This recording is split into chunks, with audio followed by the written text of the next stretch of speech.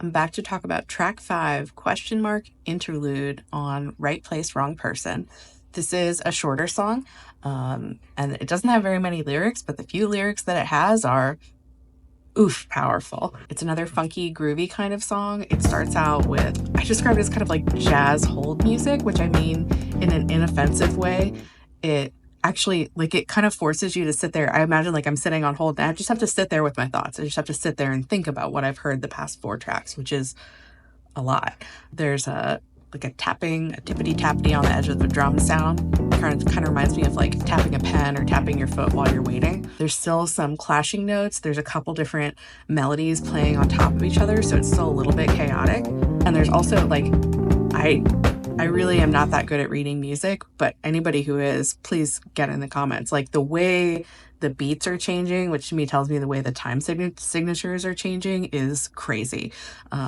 And I know that's pretty common in jazz. It's really interesting to listen to. He says, would it have been better if I didn't know you? So to me, that's kind of like going back to the multiverse concept. Would it have been better if I hadn't done any of this, if I didn't know you at all, if there was another me that hadn't done this?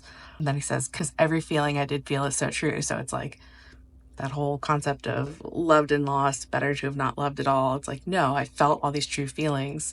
I'm glad that this version of me existed, even if it was hard. Then he says, I just hope you remember me, the best grave in your cemetery, which I know Quince and I, when we both heard that, we're just like, oh, that's so good. That's such a good like image. That's so powerful and poetic. It kind of creates the image of somebody who, like, they're the victim of somebody who's chewed up and spit out a lot of people. And again, I'm not necessarily talking about a specific person here. He could be talking about the industry, the world in general. And he says, you know, you got the best of me, which immediately my mind goes to the BTS song Best of Me, which from my perspective, it's about how we, ARMY, got the best of BTS as people, and please don't leave them. Please stay together. Please hold their hand. It might not be related. It could just be a phrase, but he says it again. And I'm like, you can't just, as RM of BTS, you can't just say best of me and not expect our minds to go there.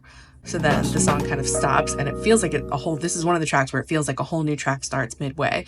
And it comes in with this high-pitched flute and it's very like, and it reminds me of like a bird jumping around. And the first time I heard it, I said it sounds kind of like if you're in a video game, this is the music where it's like the hero starts out on an adventure, the protagonist goes forth. That's the way the music sounds to me. And it's, classic jazz flute. This feels to me like a turning point or clarity. It sounds much less chaotic during this part. And then he says, it sounds to me like, and in the lyrics translations I found online, he says, and you know what? Now, the official lyrics book says, do you know me? Listened to it several times. To me, it sounds like, and you know what? So the line is, and you know what? I don't mind at all. That's why to me it feels like a turning point or clarity of like, you're sitting there reflecting, you're wondering if you should have made different choices, and you sit back and you're like, nope, you know what? I'm glad all this happened. So from here, to me, the song sounds kind of more energetic and determined. And the rest of it is what goes around comes around, goes around comes around. And that's how you describe karma, right? And after that, the song just abrupt ends again. So there's 2 images in the lyrics book for this song. And maybe they're not related. I could be making this up, that the picture next to the song goes with the song. Like later on, it's not so clear. But anyway, I think it could be related. There's this little moon in the sky. And then there's this picture, which I love. It's 2 super sinister looking little people who appear to be laughing at something, but also saying, I love it. And it doesn't look like a happy laugh, right? Like it looks like the faces you imagine people make when they're being cruel to you and laughing at you. So the fact that that's also right next to, this is Domodachi, this is the laughing faces, and then this is the question mark interlude. I don't think that's a coincidence. And also the fact that it's right next to those lyrics about karma, which you can't read because it's backwards, but the what goes around comes around, that is right next to those faces. And I want to believe that's intentional.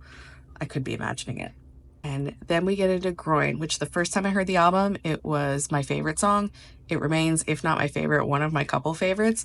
So I can't wait to talk about it. If you haven't seen the other videos, this is a series where I'm going through every song on Right Place, Wrong Person with my thoughts and interpretations based on my perspective and experiences and knowledge. I would love to know what you guys heard and thought based on your experiences and knowledge. So please share in the comments, even if you think I'm off base, or especially if you have something new to add, some piece of knowledge or experience that I don't have that would add color to this song.